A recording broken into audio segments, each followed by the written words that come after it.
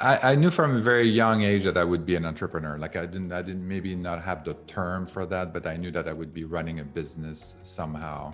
I had seen my parents struggle. There's just like lower middle class kind of 9 to 5 kind of people, and there's nothing wrong with that. But I knew this is not where I wanted to be, and.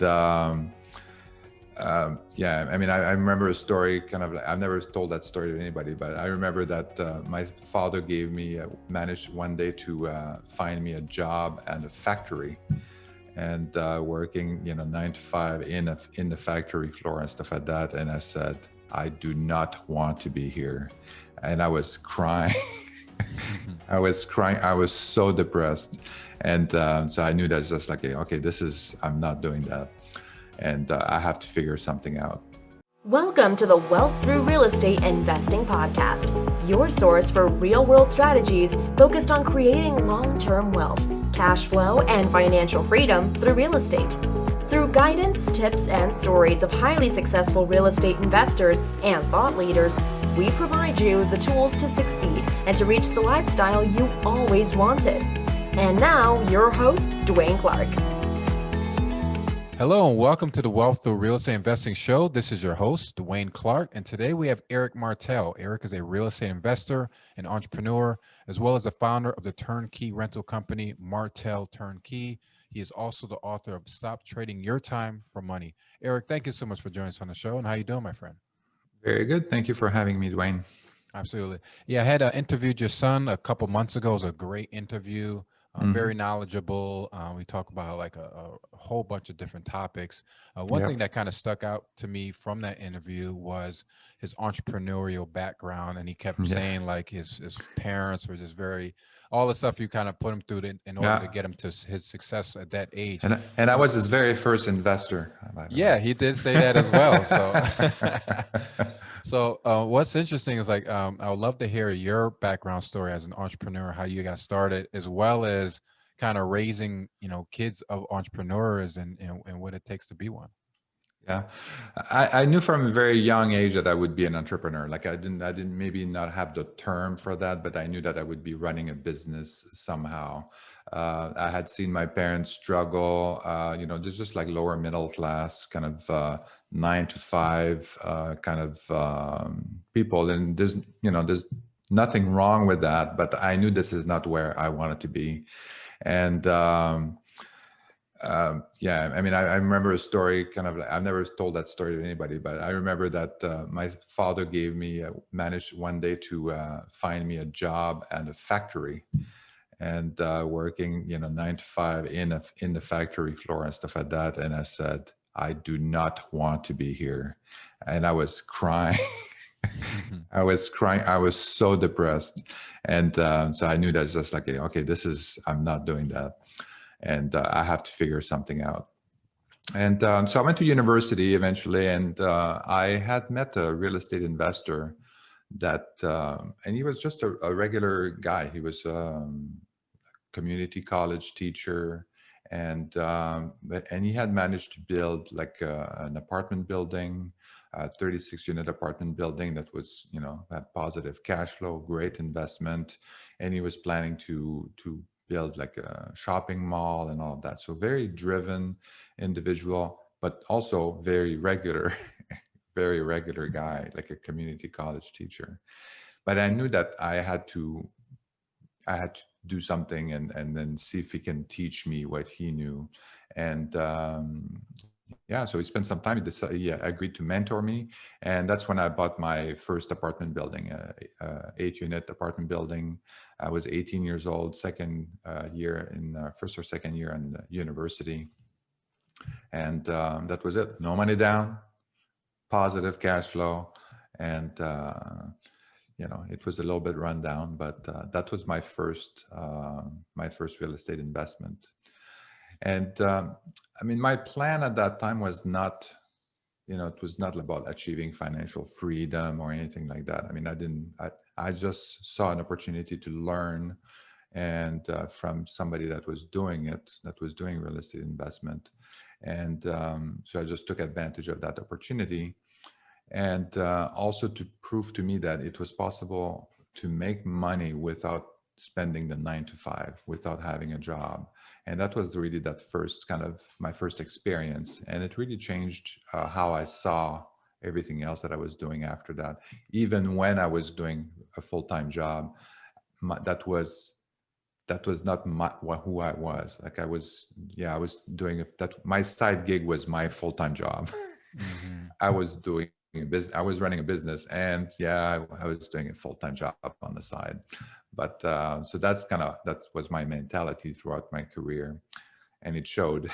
If you ask my managers, they would Yeah, probably agree with that. that's awesome. I really love that story because, like I said, it's because it's just really about the mindset that you can actually do Yeah, it. Compared to you had your first experience, working. You said this is definitely not for me, and you yeah, sought your mentor. It's kind of similar to my background where I had a mentor and I actually was kind of able to see and touch it, and then kind of believe differently than what they train you in colleges to go get a job, and just yeah. that Oh, one yeah, thing was able to kind of propel you into your career. Can you kind of yeah, talk about now? I had mentioned before about your turnkey yeah. investment company. So that Hmm. involves is it single family, all done for you. You Yeah. as the passive investor buys, As a own it, and tenant, then you yeah. just get cash flow. Can you kind That's of right. talk Yeah. about kind of the history of starting that company, and then what's kind of like the main focus of it? Well, it took us a couple of years to really find kind of like our niche and all of that. And I mean, we started with so my younger son actually, came to me one day and he said, "Hey, I want to do real estate investing." And I was like, "Okay, that's interesting." You have an interview, not Etienne. That's Antoine's brother. And he came to me and said, "Okay, I want to do that." And I said, "Okay, well, that's interesting." And then we started looking into that, and and it kind of brought back memories of when my first investment. And so I said, okay, let's look into that and see what we need to do, and you know, learn the learning curve and all of that. And we tried all kinds of different strategy. We lived in the San Francisco Bay Area at the time, so pretty tough market, very competitive. And so we tried to do flips, find like distressed properties and stuff like that, and then we thought we'd be able to find some of these properties and then renovate them and flip them. We tried to do wholesaling. We tried all kinds of different things, and it really didn't work for us. I know it worked for some other people, but it really didn't work for us. I mean, so the straw that broke the camel's back was really that house that was like $750,000 on the market for a listed price.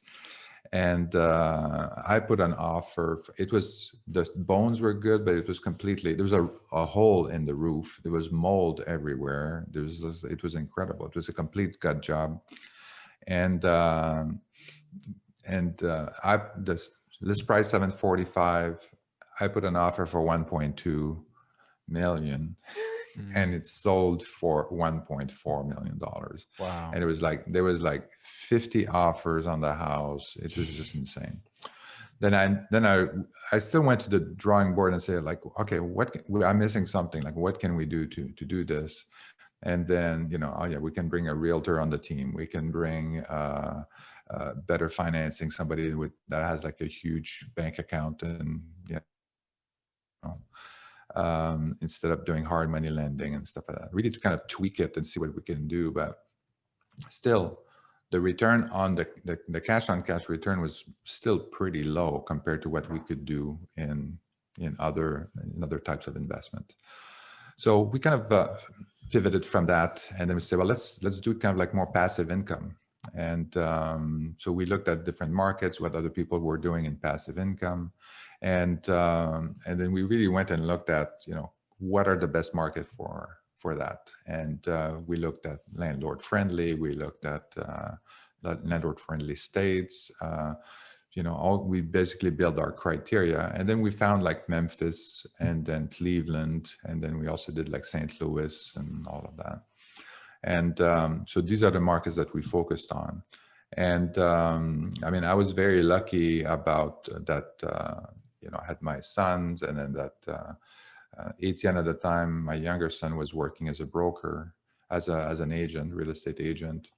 But Antoine was kind of free, and he said, okay, well, I'll do the work. And so he basically called all the real estate agent, and hundreds of them, and then only 2 of them replied. So and then he made the first contact for that, and then kind of like got that going.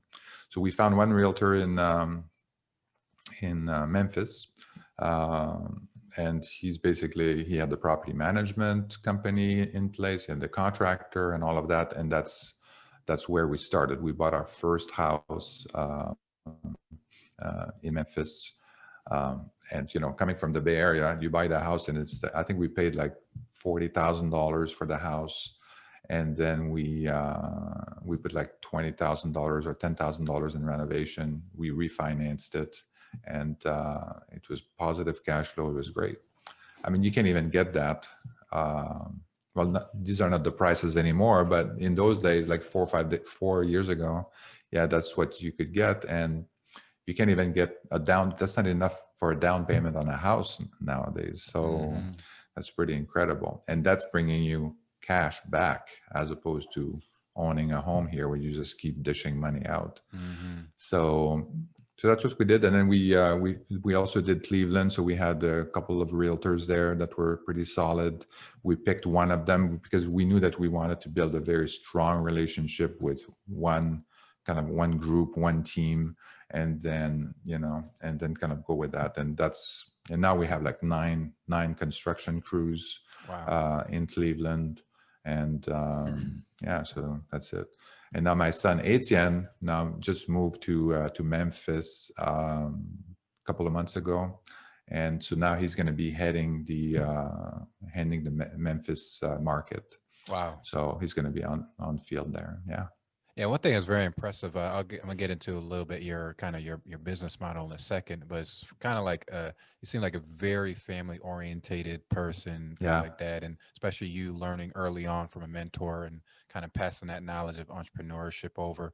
How has it been for you as a father working with your son, and for the people who are listening who wants to kind of bring your family close together, work with the siblings and family members in order to kind of in order to create that generational wealth, and also to create that knowledge that's going to be lasting lifetime.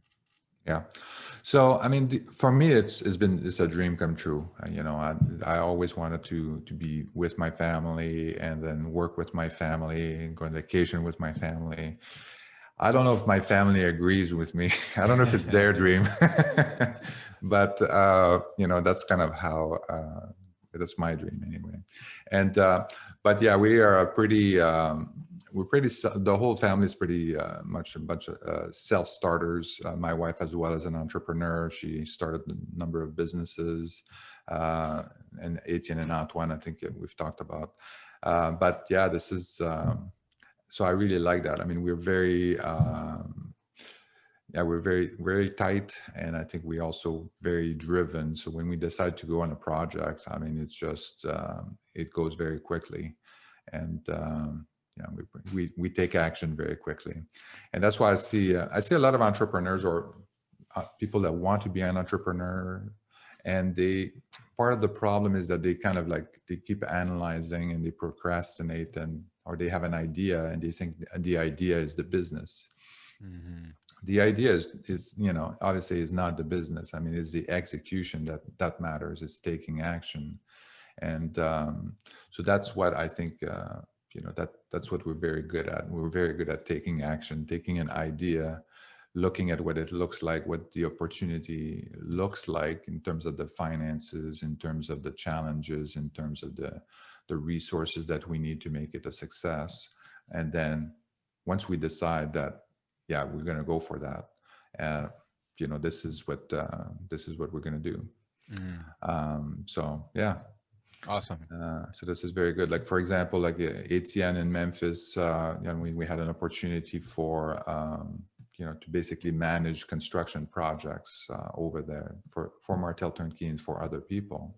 And so Etienne is just like decided to, okay, we're going to do a construction company in Memphis. So he's going to manage that and lead that over there. Wow, that's awesome, and really good to hear. I always love like stories of that, like that. So, In regards to kind of like your business model for like turnkey investment, what's like the ideal type of investor for that type of property? I think for me, the turnkey rentals is really very good for people who they don't have time to basically do it themselves. So this is a property that has been renovated, we found a tenant, and then and it's ready to basically, once you sign the contract, you have the property management in place, you have a new tenant, everything has been done on it. So this is perfect for people that have a W-2 job and then they want to achieve financial freedom. So they can build that portfolio of turnkey rentals and then achieve financial freedom. And once they bought back their time and they don't need to work 9 to 5 anymore, then they can do some other projects. If they want to do like a BRRRR strategy, or they want to do flip, then they have the time to do that. They can, so that's what I think is best. The turnkey rental is just get you out there to stop trading your time for money, and then once you bought back your time, then you can diversify and do something else. Yeah, that's what definitely is key there. Because I kind of like, I was reading some of your blog posts that it's kind of like W-2 middle income people that want to get started in real estate don't have the time. Not like accredited where they have to kind of like meet all these qualifications. Exactly. And then eventually can get to that level. But this is, you're able to create positive cash flow, to great markets that you guys selected, and just kind of like a real turnkey type of thing. And then, mentioned able to take action pretty quickly, rather than like, I got to learn BRRRR strategy and do all this stuff and manage this contractors and hire this person, this. It's just kind of a great way to get into real estate. So I like that business model a lot. Yeah, it's time consuming and it's a little bit more risk. If you do a BRRRR strategy or flip, it's time consuming. I mean, that's what people don't have. So most of the time. So the turnkey kind of gets them that, and you can, the turnkey single family rentals, it's you can kind of ease your way into real estate. And then, so instead of buying, an apartment building, a turnkey apartment building. So if you have a lot of money, you can do that. Exactly. I had three for sale if you want, but, yeah, I mean, if you have the money, you can do that. But the single family, this is really open to anybody that has a regular job and then that you want to get started and ease their way into real estate. Yeah. And one thing I also like to, you had mentioned some of the markets that you're in, like Memphis and Cleveland. Can you tell us like kind of the thinking of why you guys looked into some of the characteristics of those markets that make them so attractive? So we looked like, I think I mentioned a little bit earlier, is kind of landlord friendly. So we want to be able to, if the tenant is not paying, then we want to be able to, to basically find a tenant that is going to pay rent, because we rely on that, right? We also want to be able to increase the rent to market and that kind of stuff. So landlord friendly is a key element for us. And then it's sustainable growth. If you want to have a house that is affordable, that means that the economy, the population growth and all of that is growing at a sustainable rate. So which is about like 1%, maybe sometimes 2%. If you go in cities like, that are hard market, like in Arizona or in Texas, these markets are very hot. So that means that there's a lot of people that want to go in. There's a lot of businesses and a lot of interest. So you pay more for the house, and the rent, they don't catch up at the same rate as the price of the property. So you end up not cash flowing. So that's what we found. So you want to kind of stay in the kind of B and C class property in these kinds of sustainable market. And then it's really about driving into the neighborhood. So you have the whole metropolitan area, but every neighborhood has different dynamics and different kind of pricing and different kind of feel. So we're looking for the right neighborhood where we can find the right price, the right kind of tenants, people that are working in general, that they may be blue collar worker or low-level managers or something like that. And then that's, this is the kind of neighborhood we want to be in. And also something that we're looking at is home ownership. So we're looking for at least 60% of the the people that are living in the neighborhood are it's actually owner occupied. So that gives a different feel for the neighborhood, because then you have more pride of ownership and all of that. And as a tenant goes in there, they feel at home, like nobody knows that whether it's rented or not. They're technically the owner of the house as far as the neighborhood is concerned. So there's a pride of ownership. You can stay there for a long time with your kids and going to school and all of that, and really build a nice family life in these safe neighborhoods. Yeah, that's definitely key there. I like that a lot. You also, we had mentioned at the top of the show regarding your latest book, "Stop Mhm. Trading Your Time for Money." Can you talk to us what we can learn from that book, and is that available right now? Yeah, it's available. It's available on Amazon, and I can share with you the link, or you can go on they can go on my website, MartelEric.com. And my book is really, I mean, I share my journey through real estate, but really I'm not just telling a story. I've really analyzed and dissected why I was able to get to where I am today, and why my mentor was able to get to where he is today. And not only that, but other people that I've met through my life, that hairdresser, mechanic, and how they've achieved a similar result. So I've really dissected that and kind of came up with some kind of lessons and methods, basically, to break down the barriers for the normal, the average worker, middle class worker, to basically break through these barriers and get to financial freedom and be able to build a legacy for their children. I like that. We'll make sure to have the link there. It's definitely, like I said, really very interesting title. Like I said, it's all about time, and I can kind of really make the most of it. So I know you can get a lot of Yeah. information out of there. Can you kind Well, of that's take us? that's a true wealth, in my opinion, right? I mean, we Yeah. talk about wealth a lot, and we kind of think of it as currency, money in the bank. But these we're in weird times right now, so we don't know what's going to happen next year. So it's not, but having your time and having money, a regular income coming in passively, I think this is key, much more than calculating wealth based on kind of a money in the bank. Oh yeah, exactly, absolutely. So, can you kind of take us through kind of a typical work day for you, and do you have any special morning routines? Yeah, so typically, I mean, I'm a big proponent of kind of like having a daily practice, and I mentioned that also in my book. But it's really about kind of thinking about what your goals are, and really kind of looking at kind of what are you going to work today? What are the constraints that are going to kind of like slowing you down, preventing you from moving forward, breaking barriers that are standing between you and your goals, all these things. And it's really, it's a step by step, but it's really thinking about kind of, okay, how do I take action? What actions do I take today to advance where I want to be? And I mean, this is something that my mentor taught me also when he was doing his real estate investing. He would sit down like every day and really think about that and say, okay, what questions do I have? What's stopping me? What do I need to know or learn or something like that? Or who do I need to reach out to in order to move forward? And he would do that every day, and he would work at it during the day and evening.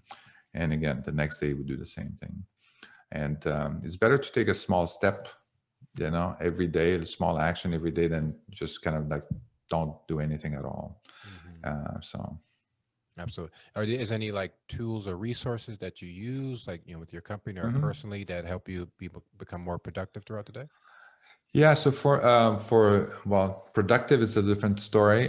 So do you mean like what do you mean by that? Do you mean I know some like people to? use a lot of electronic tools that they use, like with their team for communication. Some people use Oh, like okay, okay. calendars and things like that of that sort.